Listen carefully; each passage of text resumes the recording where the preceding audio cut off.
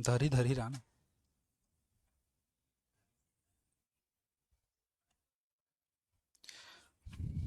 कहाँ देख रहे थे, केसिका तो ना। चलो केसिकत्व को देखते हैं।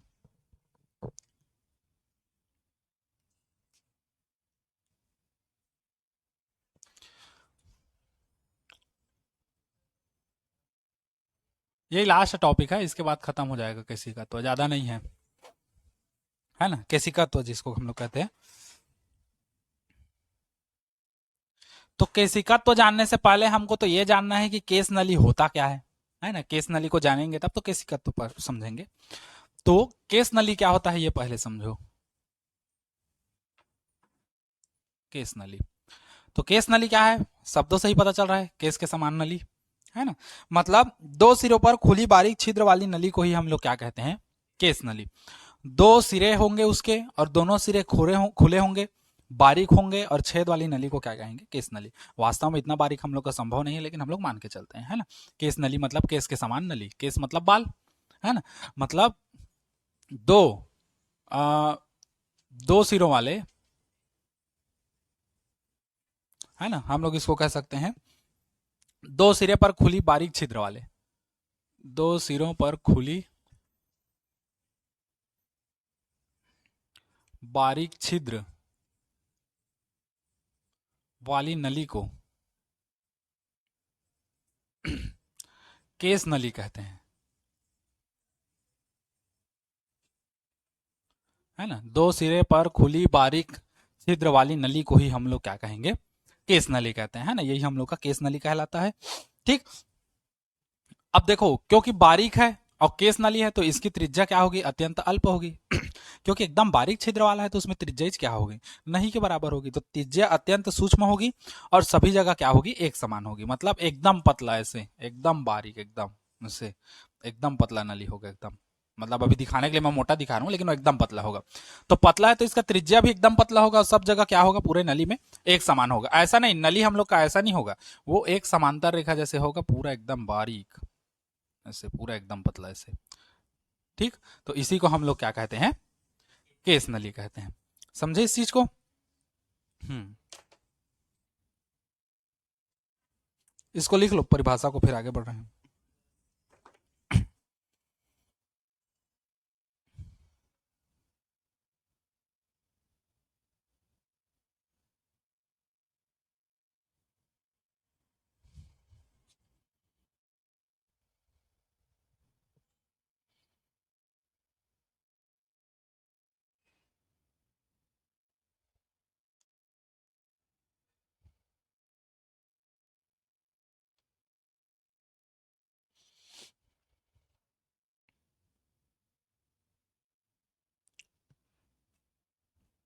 हो गया।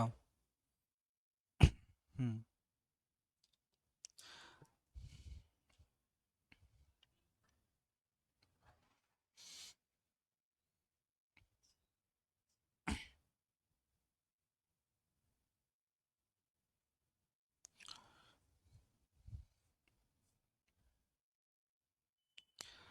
अब देखो केशिकत तो क्या है।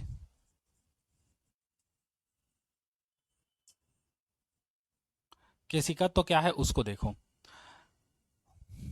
अगर देखो, मान लो एक द्रव लेते हैं, है ना। और इस द्रव में हम लोग क्या करते हैं, मान लो ये द्रव भरा था हम लोग का। इस द्रव में हम लोग ऐसी केस नली को या केशिकात्व को हम लोग क्या कर देते हैं, केस नली को, सॉरी केशिकात्व कहता हूं, केस नली को ऐसे हम लोग डाल देते हैं ऐसे। तो ये क्या होता है, ये जो है, ये पानी ऐसा हो जाता है या ये जल ऐसा हो जाता है, और इसमें अंदर की ओर क्या होने लगता है, बढ़ने लगता है ऐसे। ठीक। अंदर की ओर क्या होने लगता है, बढ़ने लगता है। मतलब हम लोग कह सकते हैं यहां से प्रेशर पड़ता है और यहां से भी क्या होता है, प्रेशर पड़ता है। और ये दोनों प्रेशर जब नीचे दबते हैं तो जगह चाहिए पानी को भगने के लिए, तो पानी कहाँ भगेगा। तो इसी केस नली में वो क्या होता है, बढ़ते जाता है ऐसे, ऐसे। ठीक, बढ़ते जाता है। ठीक। इसके अथवा में यदि हम लोग पारे में डालें, मान लो एक पारा भरे हैं, पारा भरे हैं, और इसमें हम लोग डुबा दिया किसको, केस नली को। मोटा करके दिखा रहा हूं ताकि तुम लोग समझोगे केस नली को, बारीक करके नहीं बता रहा हूं। तो इस कंडीशन में क्या होता है कि पारे में क्या होता है, प्रेशर ऊपर की ओर लगता है, इधर की ओर प्रेशर किधर की ओर लगता है, ऊपर की ओर। तो ऊपर की ओर लगता है तो ये ऐसे हो जाता है भरा के, और ये जो यहां तक भरत है ये क्या हो जाता है, ये कम हो जाता है, इस पर प्रेशर नीचे की ओर लगता है, जिससे कैसा हो जाता है, ऐसे हो जाता है नीचे, है ना, पानी नीचे हो जाता है, और इधर का पानी क्या हो जाता है, साइड साइड का ऊपर हो जाता है। समझे? अच्छा, ऐसा क्यों हुआ, ये बड़ा समस्या था कि अगर हम लोग जल या किसी भी अन्य द्रव में डाल रहे हैं, तो नली डाल रहे हैं, ऐसी कैसी का केस नली डाल रहे हैं, तो इधर का पानी दब जा रहा है और इसमें पानी ऊपर चले जा रहा है ना। और जब पारे में हम लोग डाल रहे हैं तो पारे में केस नली का पानी नीचे आ जा रहा है और साइड साइड में पारा क्या हो जा रहा है, ऊपर चला जा रहा है। ऐसा क्यों हुआ? तो जब उन लोग प्रयोग किए तो उन लोग ये पता पाए कि जब केस नली की त्रिज्या जितनी कम होगी, है ना, केस नली की त्रिज्या जितनी कम होगी, पानी या कोई भी द्रव उस केस नली में उतना ही ज्यादा चढ़ेगा और उतना ही ज्यादा क्या होगा, उतरेगा, है ना। मतलब अगर केस नली को हम लोग कुछ छोटा लेते हैं या कुछ कम लेते हैं तो पानी जो है उसमें कुछ कम चढ़ेगा द्रव, और कुछ कम उतरेगा। लेकिन अगर एकदम जितना सूक्ष्म या जितना कम तुम लोग त्रिज्या लेते हो केस नली का, है ना, जितना कम त्रिज्या का केस नली लेते हो, तो उसमें द्रव के चढ़ने और उतरने की चांसेस या संभावनाएं उतनी ही क्या होती है, ज्यादा होती है ना। अर्थात किसी केस नली में द्रव के ऊपर या नीचे चढ़ने की घटना को ही हम लोग क्या कहते हैं, केशिकत्व कहते हैं। ठीक, किसी भी केस नली में जल के द्रव के, जल मत कहो, जली थोड़ी होगा, केस नली में किसी भी द्रव के ऊपर या नीचे चढ़ने उतरने की घटना को ही हम लोग क्या कहते हैं, केशिकत्व कहते हैं। ठीक, तो हम लोग लिख देंगे केस नली में द्रव के ऊपर या नीचे चलने या दबने कह सकते हो, ऊपर या नीचे चढ़ने की घटना, इसी की घटना को ही क्या कहते हैं, केशिकत्व कहते हैं, है ना। और नोट पॉइंट पे याद रखना, यह किस पर निर्भर करता है, यह केस नली की त्रिज्या पर निर्भर करता है।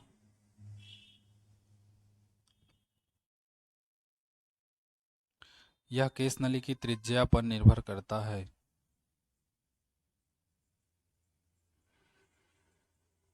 ठीक, केस नली के किस पर निर्भर करता है, त्रिज्या पर। त्रिज्या ज्यादा होगी तो द्रव कम चढ़ेगा, और जितनी कम होगी उतना ही द्रव क्या होगा, अधिक ऊंचाई तक ऊपर चढ़ेगा।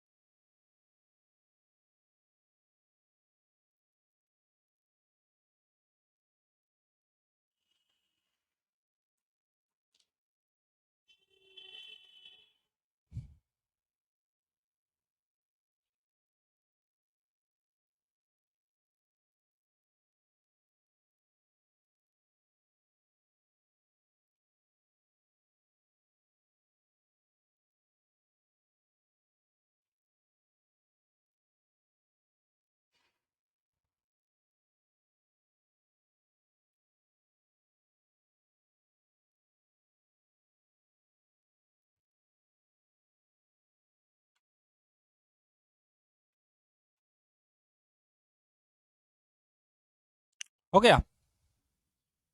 हम्म, उसके बाद इसका उदाहरण है बहुत सारा।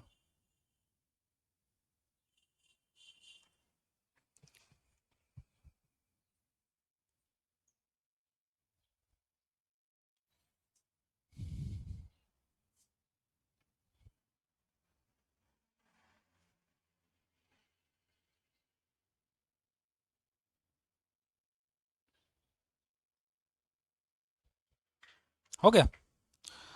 अच्छा देख लो इसमें और क्या क्या है उसको। हम्म,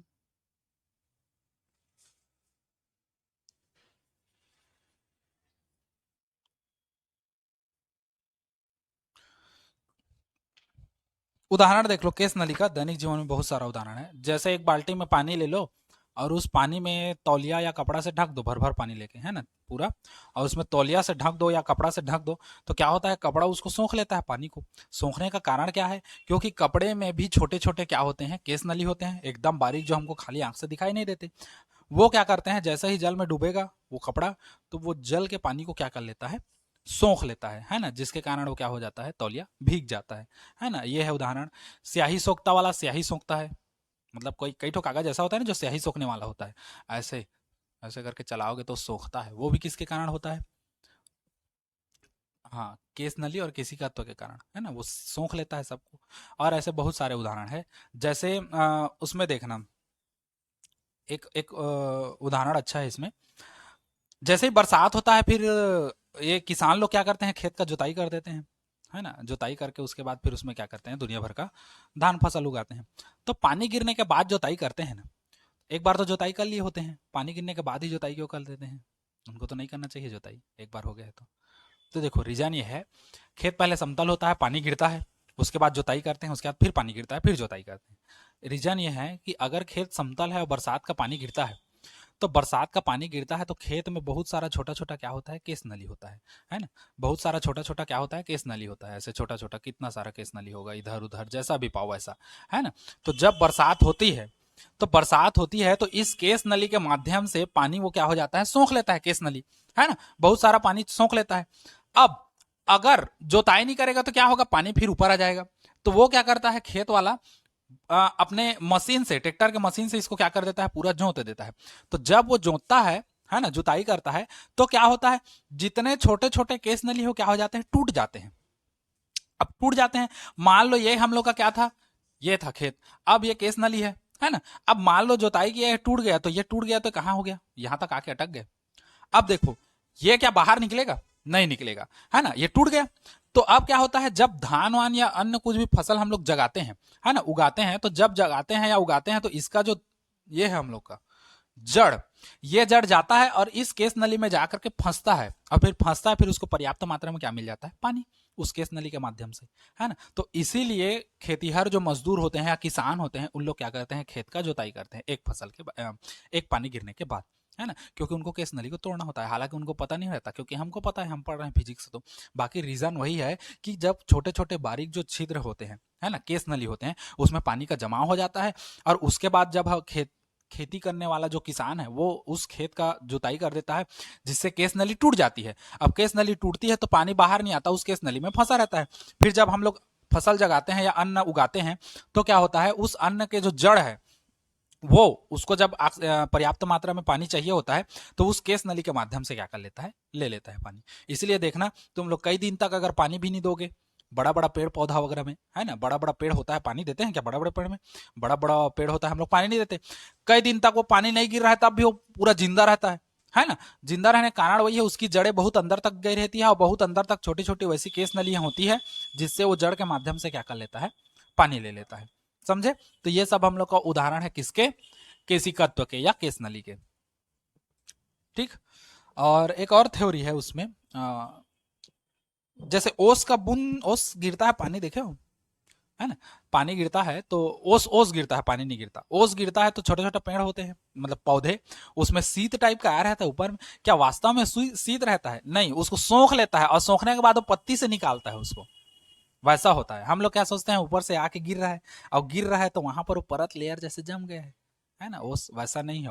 वो उसको सोख लेता है, लेकिन ज्यादा सोख नहीं पाता, और फिर पत्ती से क्या कर देता है, उसको बाहर निकाल देता है। तो तब हमको लगता है कि ओस गिरा है और वो पत्ता में है करके, बाकी वास्तव में नहीं रहता, ओकेजनली उसको निकाला रहता है छोटा छोटा, है ना, क्योंकि ओस का बूंद एकदम हल्का ही होता है, कण जैसा मान के चलो, है ना। तो इसलिए उसको निकाल देता है, ज्यादा पानी रहता है तो नहीं निकाल पाता, भीग जाता है। और इसमें भीगता नहीं है, वो ऊपर में निकाल के छोड़ देता है। ठीक। ये होता है हम लोग का, बहुत सारा उदाहरण है ऐसा, तुम लोग देख सकते हो। वर्षा ऋतु में वर्षा के दौरान दीवार जो है नमी आ जाता है, नमी आने का कारण भी वही है, वही सब सोख लेता है ना।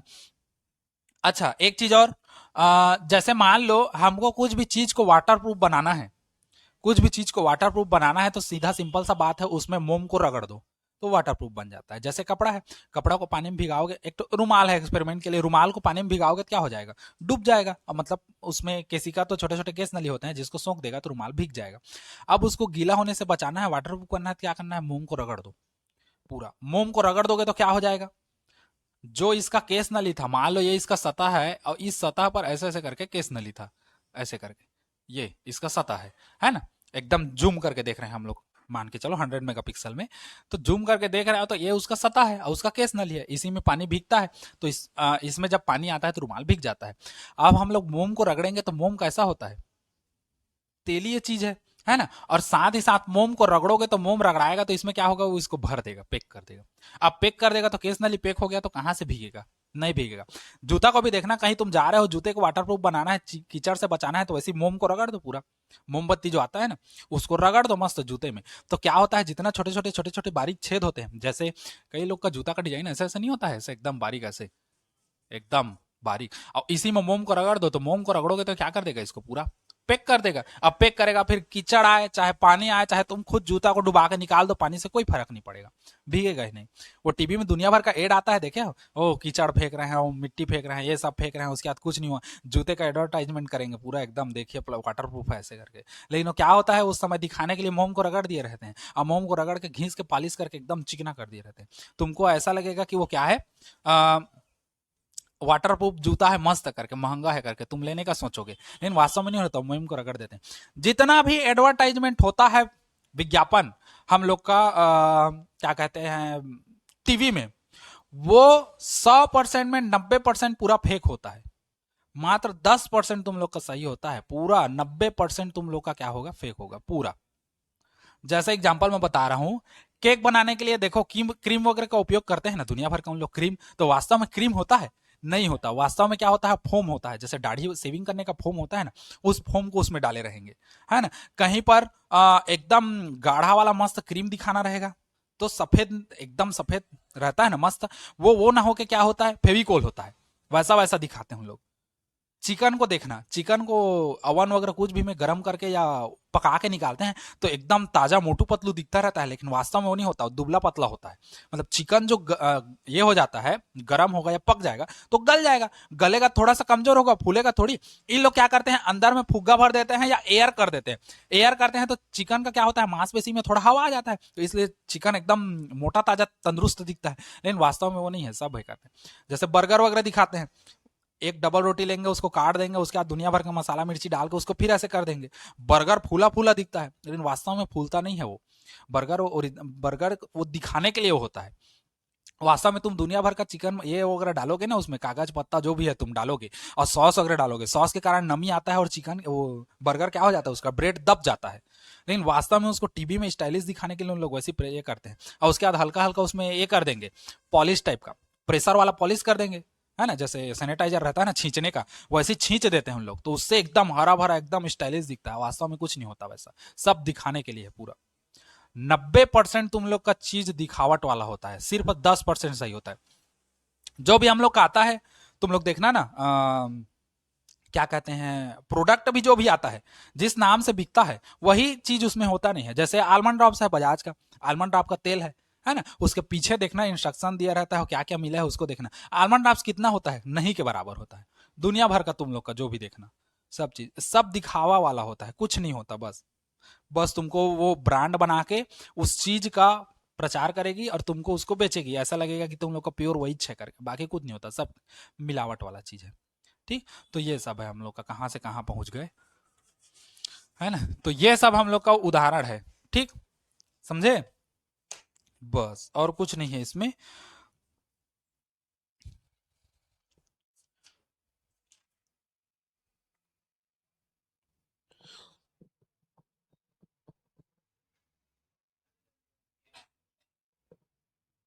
कभी कभी ऐसा भी क्वेश्चन पूछ देता है, कांच की प्लेट पर अगर हम लोग पानी डालेंगे, है ना, कांच की प्लेट पर पानी डालने से वह प्लेट पर फैल जाता है, जबकि पारा डालने पर वह क्या हो जाता है, सिकुड़ जाता है ना। मान लो एक कांच का प्लेट ले लिए, अच्छा वाला, सस्ता सुंदर टिकाऊ, ये वाला ऐसे, है ना, ऐसे करके कांच का प्लेट जैसे दिख रहा है समझो। है नहीं, है ना। कांच का एक प्लेट ले लिए, इसमें अगर पानी डालोगे तो प्लेट फैलता है। पानी डालोगे, कांच के प्लेट में पानी डालोगे तो क्या होता है, कांच फैलता है। और अगर पारा डालोगे तो वो क्या होता है, सिकुड़ता है। इसका कारण क्या है, इसका रीजन ससंजक और असंजक बल के कारण, है ना। मतलब जब पानी में जब कांच में, देखो, जब कांच में हम लोग क्या डाले, पानी, तो वो क्या होगा, फैलेगा। मतलब कांच और पानी के बीच लगने वाला क्या बल, असंजक बल। असंजक मतलब दो पदार्थों के बीच लगता है, इनके बीच लगने वाला जो असंजक बल है, वो पानी के अणुओं या कांच के अणुओं के बीच लगने वाले ससंजक बल से क्या होता है, कम होता है। मतलब असंजक बल ज्यादा होता है, इसलिए वो क्या होता है, फैलता है। और यहां पर पारा डालोगे तो सिकुड़ता है, क्योंकि पारा और पानी, पारा और कांच के बीच लगने वाला असंजक बल जो है, वो कांच के बीच लगने वाले ससंजक बल से क्या होता है, कम होता है। मतलब इसमें असंजक बल ज्यादा है, असंजक बल कैसा है, ज्यादा है। असंजक बल ज्यादा है मतलब पानी और कांच के बीच के अणुओं का बल ज्यादा है, इसलिए वो क्या होगा, फैलते जाएगा, है ना। और पारा सिकुड़ता है, पारा सिकुड़ता है कहने का मतलब क्या है, यहां ससंजक बल ज्यादा है। ससंजक बल क्या है, ज्यादा है। मतलब पारा के जो अणु है उनके बीच ससंजक बल ज्यादा है, इसलिए पारा जो है, पानी इसमें फैलता नहीं, कांच की प्लेट में। वो एक जगह ऐसे छोड़ोगे, पारा वहां पर जाके रुक जाएगा, जैसे तेल रुकता है ना पानी में, ये क्या कहते हैं, पानी रुकता है तेल में, बस वैसे ही तेल तो फैलता है पानी में। ठीक, बस वही है, समझे इसको। तो ये सब हम लोग का रीजन है दुनिया भर का। और है इसमें देख लेना, केरोसिन जल जो है, केरोसिन जो है जल की सतह पर फैल जाती है, किंतु पानी जो है तेल की सतह पर नहीं फैलता। वही रीजन है ना। जैसे तेल है, पानी की सतह पर फैल जाता है, तेल या केरोसिन, मिट्टी तेल डाल दो या नॉर्मल तेल डाल दो, सा ऐसे फैलता है और कलरफुल दिखता है। तालाब वालाब में देखे होगे, हाथ वाथ, जैसे कुछ भी हाथ में ऑयली चीज आ गया, उसको धोने जाओगे तो पूरा, या बर्तन वर्तन भी धोने जाओगे, है ना, गाड़ी वाड़ी धोगे तो मोबिल वगैरह गिरता है, बर्तन धोगे तो जो सब्जी का तेल होता है वो, तो उसमें सब फैलता फैलता दिखता है।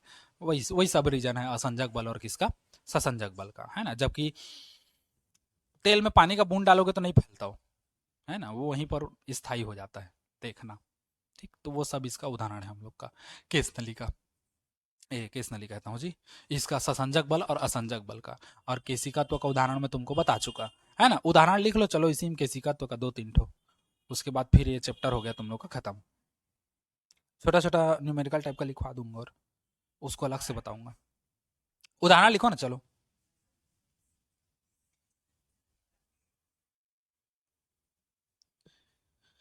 लिखो, वर्षा ऋतु में, वर्षा के दौरान, वर्षा ऋतु में वर्षा के दौरान दीवारें नम हो जाती है।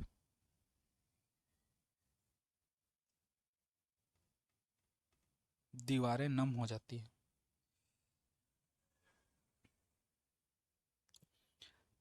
उसके बाद लिखना, स्याही सोखता कागज स्याही को सोख लेता है।